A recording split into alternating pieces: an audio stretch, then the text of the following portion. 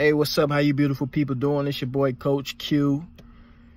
I wanted to come and just talk to you guys today about, just my why as far as popping up on the scene, me doing what I do, and why I feel like it's important for me to have an outreach and speak to individuals that are looking for anything in life as far as opportunity, success, a mentor, leadership, fellowship, whatever, networking, somebody just to talk to. I find it all valuable in my life as far as where I stand because I need all of it. I wanted all of it. I've always longed for all of it. And I was sitting here in my car, right? And my car is my thinking spot. It's my place of joy sometimes, and a lot of times it's my my thinking spot. Like I said, I come here, I communicate with myself. I talk to, my spiritual power and who I believe in as far as what a lot of us call God. I figure where I've been, where I'm going, and where I'm at, all that stuff, right? And, it just dawned on me to want to apply to people, my true why I'm doing what I do and how I know what my why is, because it took me a while to understand, like, success for successful people comes with a powerful why. And a lot of people want to be successful, trying to be successful, and have no idea what their why is, or their why isn't strong enough, so they quit, they give up, they're just dreamers and not achievers. My why came essentially from me failing in life one time, which I know I'm gonna fail plenty of more times. That's not my point here, so don't jump to conclusions. Me failing in life one time at a young age with a very important goal for me, which was to be an athlete. And my goal was just to play on the next level. I know that for athletes sounds mediocre, but no one can experience or know what went through my head on a day-to-day basis from 8 all the way to 18 years old, wanting to play on a college level. Nothing excited me more than wanting to play Saturday Night Live. And if I had a shot at the league, oh man, awesome. But if I didn't make it, awesome. As long as I had a great legacy to live up to as far as college football, the fan base, the Saturday Night Live games, the craziness that comes with college girls, all that crazy stuff. You know how the movies go. A lot of that's true, some of it's not. Being the man, all that stuff on campus. I wanted all that.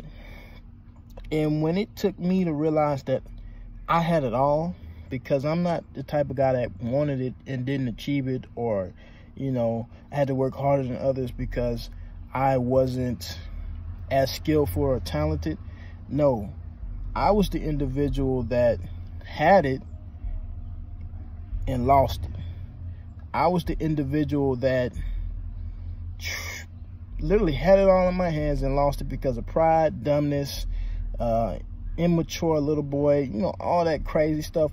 I'm the failed athlete that had it all in his hands and lost it. Now, reason being, it came from, like I said, pride more than anything. I had a couple of boys, shout out to Cameron Sutton, who's playing for Pittsburgh Steelers right now, Torian Ferguson. I had a couple seniors in front of me, went a couple places, and I always thought, I see Cam playing and going to Tennessee, he got all these offers. I see Torian, who went to Vanderbilt, he got a couple of offers, he's playing at all these big schools. I'm like, my Georgia fam, or FIU, somebody gonna come. I had the smaller Division I schools, and I didn't appreciate my blessings. And let me tell you how that shit bit me on my ass. My God, you talk about having everything you work for. Now, the point of the story is, I don't care nowadays, since I didn't make it and I didn't live my goal, how fucked up it was. I don't care if I would play in NIA, Division III, Division II, Division 1A, or Division I. I just want to play football, and I lost sight of the goal. And God, it took that one time, because football was my everything. It was my purpose. It was my life. And I simply lost it all out of dumbness, right? So the moral of the story is when you see and have worked for everything and then have it all drawn from underneath you because of your stupidity, what can you really do? I've lost my dream. I lost my purpose. I lost the vision. I lost the goal, all in one. And nobody understands truly, not family members, not the so-called close friends in my life at the time. Nobody understands how that impacted me and impacted my life, because it took a lot out of me. Now, football, of course, I had backup plans. People always said had a backup plan and all that stuff. But my backup plan was through football, even going to school, networking, connecting, because that's what I think the importance of school is for. Having school paid for, not being in debt like I am now from attempting to go to school. And, I mean, when it completely shattered, because I went to junior college, all that stuff, when it completely shattered, and only thing that was kind of keeping me going through life was the fact of, okay, I'm gonna make it. I'm gonna get a chance. I'm gonna get a shot.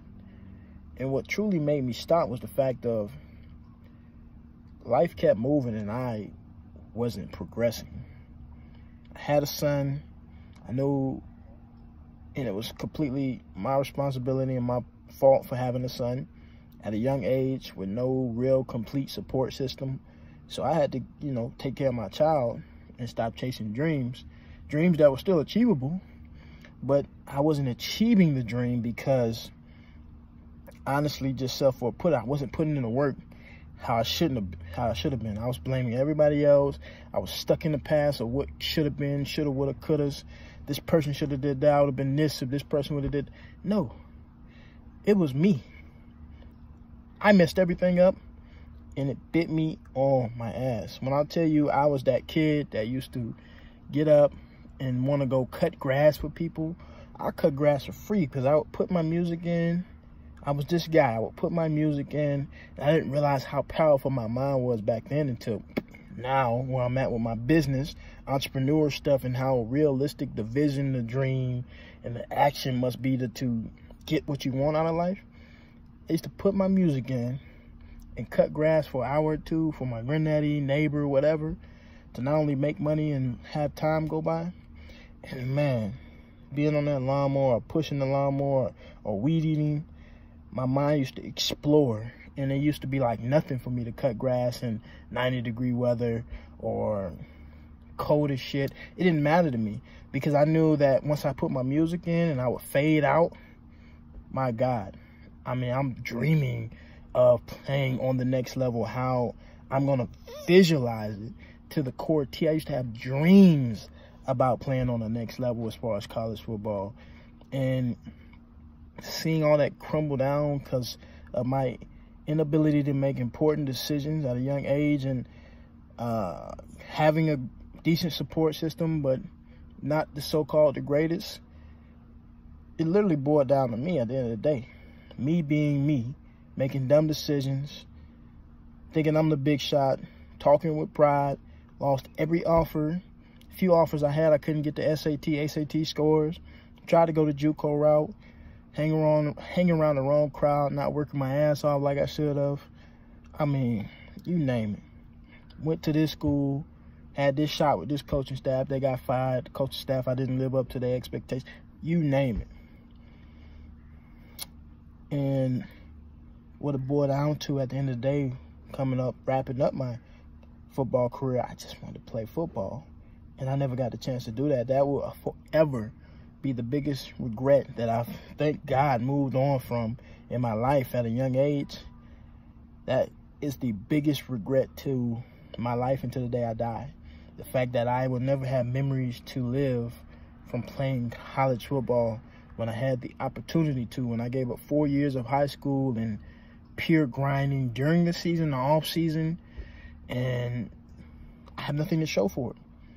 That hurt at a young age. That took, again, my purpose, drive, ambition, everything out of life, and I was lost for 3 years. You talking about drugs, you talk about stupid stuff, you talk about depression, you talk about wanting to take your life, attempting to take your life, all that stuff. I understand. I do. And a lot of people can't understand that, and a lot of people can. And I'm talking to the ones that are looking to understand, how am I successful at a young age? How do I have this mindset? How do people confuse me to be twice my age of what I am?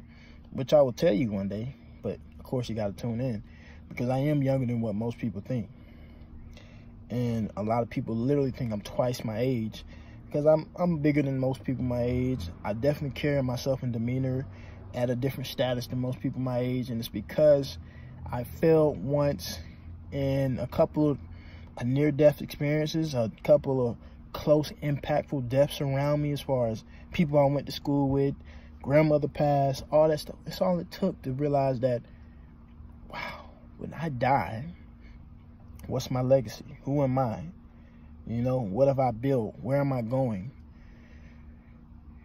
And the fact of being depressed, having no mission, no purpose in life, not knowing what to do, all it took was one simple switch for me to wake up one day and be like, I got an ideal, but how am I going to do it? So I'm still in a little slump, but I'm picking myself up. This is about 2.5 years later.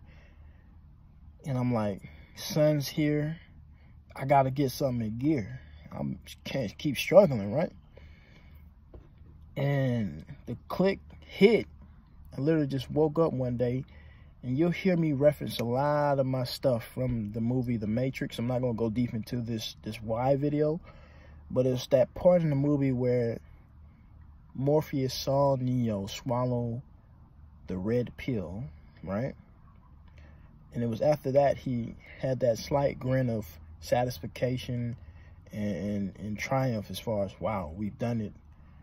If you really know and watch The Matrix like I do, I watched the movie a zillion times. At first, it was for the action, and then as I got older, and especially went through some trials and tribulations in life, I realized all the philosophical stuff in it, all the true, deeper meaning side to it, and that was, to me, the most impactful. The pills had nothing to do with anything other than a choice and a decision.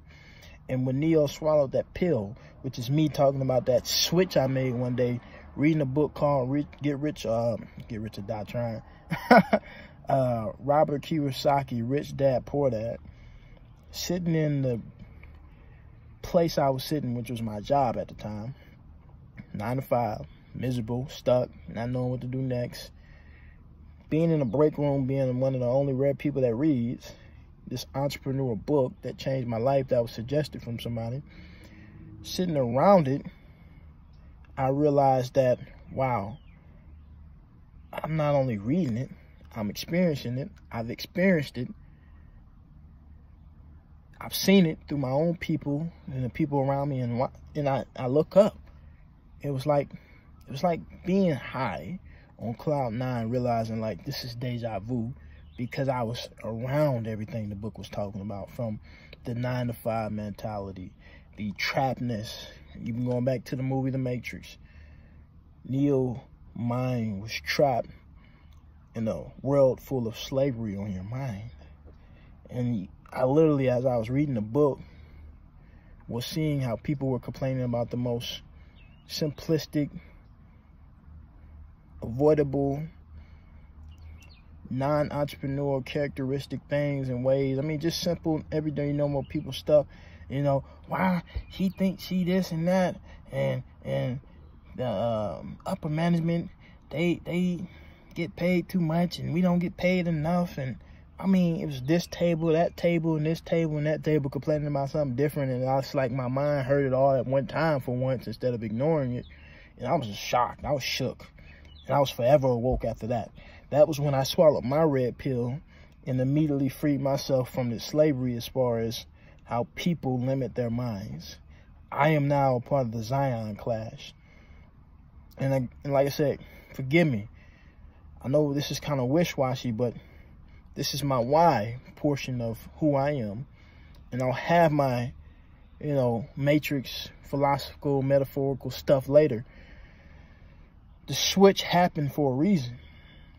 Struggling, at first, working even from the young age of 14 in Kroger's, my first job, all the way up to when I came home from junior college and was about to go to another school to play football, or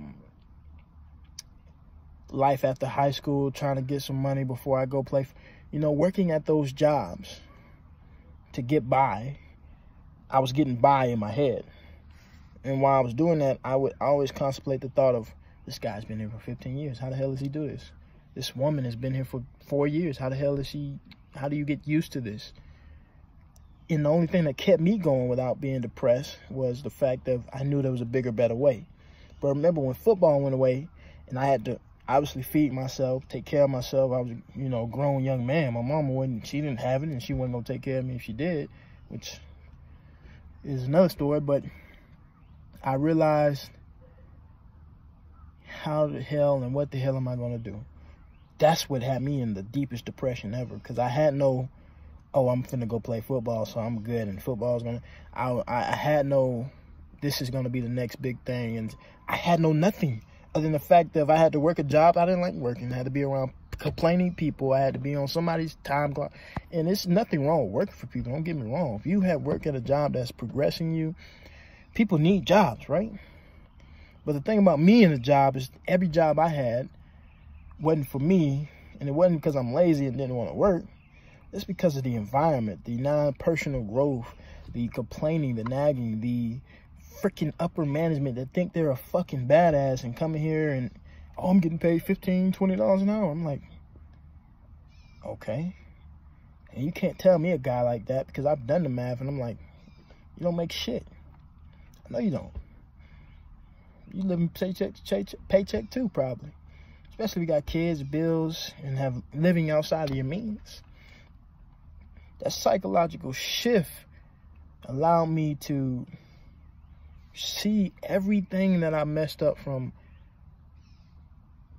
high school, life after high school, attempting to do things right in college, attempting to play football, attempting to just go to college without football, attempting to find my path again in life. It's been a long journey. A long, short journey, don't get me wrong. But I figured the best thing I could do to get in touch with people like I am expanding my efforts to with social media is share who I am and what my story is. Some of my videos are going to be kind of long. Some of them are going to be short. I'm going to break some of them down. This one's kind of getting long right here, but as you can see, when I start talking about myself, it's nothing to keep going. This is Chronicles Part 1 with your boy, Coach Q. And I just wanted to come and break it down to you because I know I'm going to get that question a lot. I've gotten that question before, like, how did you get like this? What is your why? How are you going to help people? I mean, it's nothing to me. I've been down. I've seen where I went wrong. I blame no one but myself. I've learned from it, and I'm getting better. And I know where I'm going in the future as far as progression, as far as doing six figures, as far as achieving financial freedom. The number in my head, which I literally tell no one, because I used to tell people, and I mean, it used to be a good and bad thing. I used to like literally laugh, like, bro, how you going? You know what I'm saying? Like, I'm gonna do that, you know? I don't tell people my number. If you guess it, I'll tell you. My number is ridiculous, you know? I want to be a multi-millionaire. I don't want to be a millionaire. I don't want to be no small man. I want to make a little bit of money. I want to be a multi-millionaire for specific reasons, because I think that number in my head is what's going to be the breaking point to have an impact of not only my legacy, my life, but life after death, life after Q's not here, life for my children, life for the communities I want to get back to. I can't do anything for anybody if Q ain't right. I can't leave anything behind if Q ain't building nothing. This is Coach Q, Chronicles, Take 1. My whys. How I've got into anywhere to touch anything that I've gotten to. Because you're probably going through the same thing, similar experiences. It's okay. We're humans. We're supposed to go through this stuff. It's the fact of, are you kind of making the decision to make the switch and take the red pill? Or are you still stuck? Have you taken it, or are you still lost? Or you just don't know what to do, period. If you still listen to this video after 19 minutes, something interesting about this story where we probably need to talk, or you probably need to reach out to me. I want to talk. I want to communicate. I want to network. I want to be criticized. I want to be hated on. I want to be praised, because I figured it's the only way for me to be successful in life, because I'm not an inventor. I'm not a genius. The only way I'm going to get there is by helping the people achieve their dreams, period. It's been a good one. It's your boy, Coach Q. Tune in again. It will be more car chronicles, house chronicles, office chronicles, random walking down the street chronicles. But one of the main ones we'll be doing is car chronicles, because this is my place of thought, thinking, meditation, all that, because I love my car. It's your boy Q. Y'all have a good one. Peace.